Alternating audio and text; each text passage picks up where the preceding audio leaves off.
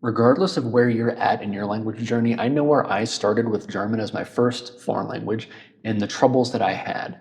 It took me a while to figure it out, but eventually I did figure out German, and then French, and then Italian, and enough of Mandarin, and a couple of other languages, such that I've built out this kind of consistent thing that I can apply to any language that interests me and get my bases pretty quickly in it.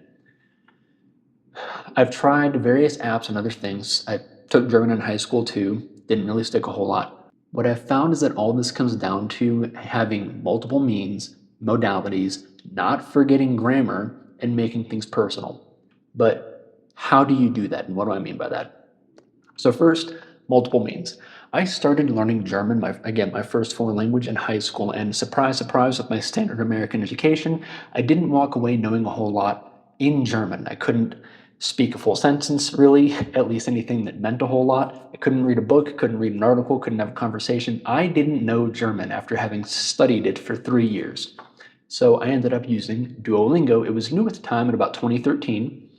And it was, I thought, great. And it still is a wonderful application for getting the basics in it. But as with any single means of learning a language, and this is the having multiple means point of this video, any individual means or method of learning a language is going to have its pros and cons. It's going to have its limitations. And just like any other application, I'm not actually singling out Duolingo. They're just a common punching bag. They certainly have their cons.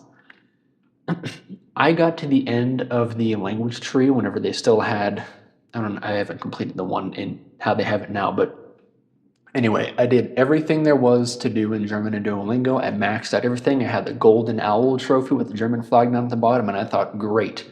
So I know German now. And then I went and I tried to read some articles, and I tried reading specifically, I can't remember which book, but I tried reading. I went out into like native German, and I found out I cannot read. So yes, I had aced everything in the German tree, but much like my experience in high school, I knew one aspect of canned German, so to speak. So what I ended up doing was I ended up kind of going through some of the lessons, but expanding the ways that I was teaching myself. I ended up having a notebook. I gave myself another means of self-study, and I also found a website dedicated to German grammar.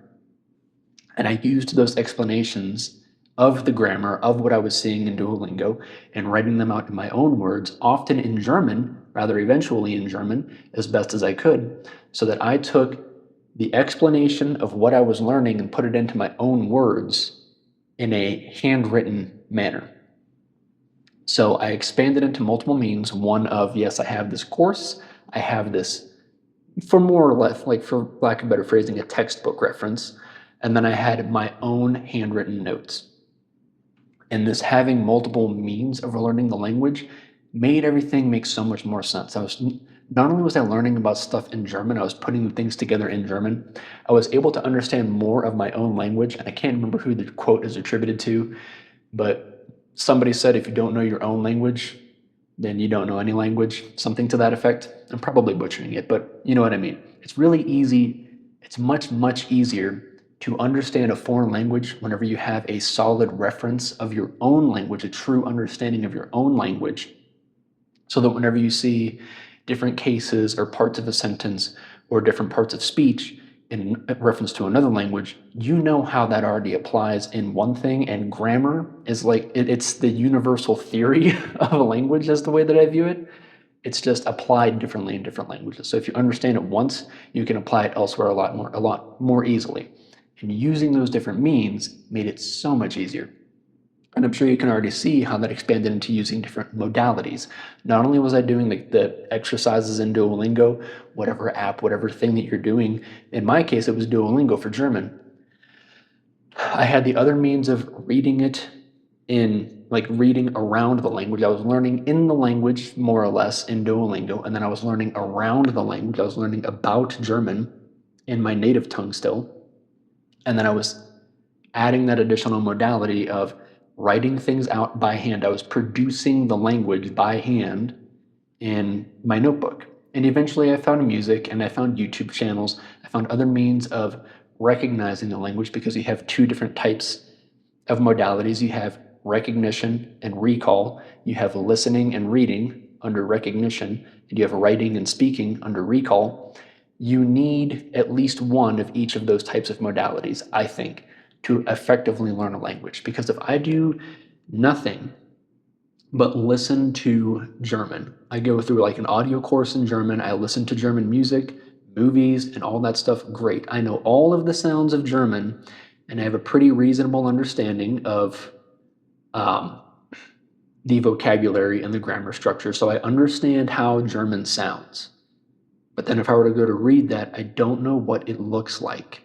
If I haven't studied the grammar at that point, if I haven't studied the sounds of the language like as they appear, if I have only ever listened, I should really expect to be sorely lacking in speaking, in more so in reading and in writing. In that physical production of the language, I'm going to be sorely lacking, and I'm probably going to have a hard time producing that language, recalling that language, because all I've ever done is recognize the language. So you need to expand your modalities.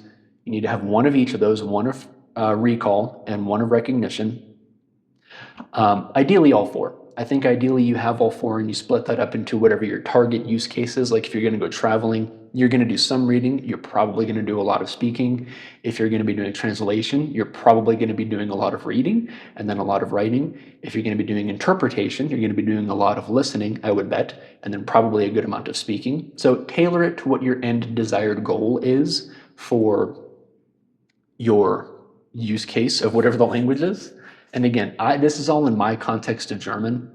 Like I said, I've done this with multiple languages, and you can do this to any language. I've written books about this, which, by the way, I have written books. They're available on Amazon. If you want to support me, of course, do the algorithm stuff, but take a look at my books too. So you need to expand your means. You need to have multiple means. You need to have multiple modalities, ideally all four, minimum, one of each, recognition and recall. And you need to not forget grammar. That is something that they used to have a lot more of in Duolingo. They used to have grammar explanations, and they were pretty good. The other resource that I found was obviously much more beneficial to me, particularly when I started taking notes on my own. But now, as I've found it usually in Duolingo, and plenty of other apps too, it's not just Duolingo.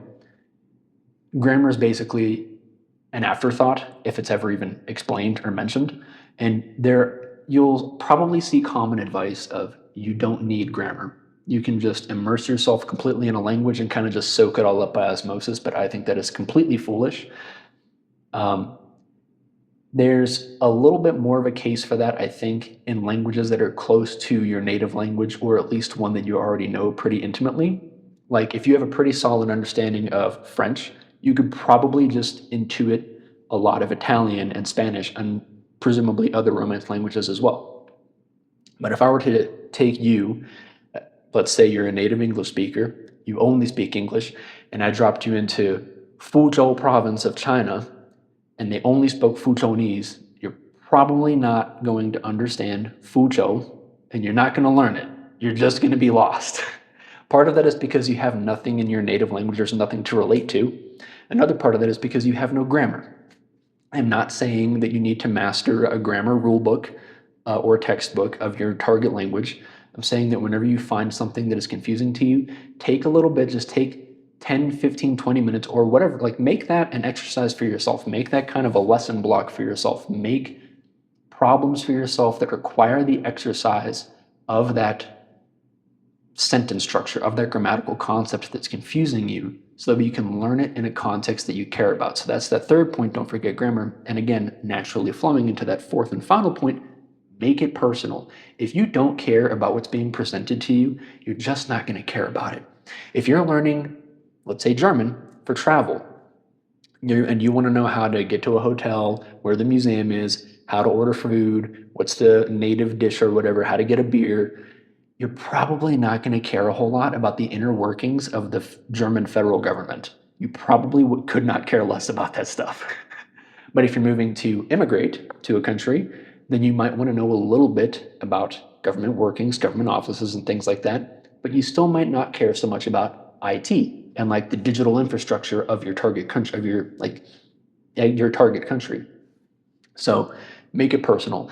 In my case for German, I have a natural interest in history, in military, in government, in ideology, and theology. So a lot of my linguistic vocabulary kind of just centers around those because I am very interested in that thing. So a lot of my language that I've retained, especially, is around those things. It also helps that some of the concepts are kind of universal. So, like in German, communism, Kommunismus, socialism, Sozialismus. So it's pretty close to. It's pretty easy to kind of make those connections. But whenever you get a little bit further into the weeds, it's easier for me to learn words around the concepts that I care about. So again, make it personal. I hope that's made it pretty clear. If you want to see more about this, if you have more questions about how exactly I do that, I do intend on getting back to making more videos on this channel. But again, you need multiple means, multiple modalities. You cannot forget grammar, and you must make it personal. So again, I really, really hope this helped you. If it did, leave a like, leave a comment. If you think I missed something, or if there's something else that you've done that has helped you, please let me know in the comments down below. It's going to help. It could probably help me. I'm still but one man, and it's probably going to help somebody else too. So share that down below. Again, I write books and all that, so I'll leave a link down below too. Especially if you've made it this far, thank you so much for watching, and I hope that you'll be here for the next one. Thank you.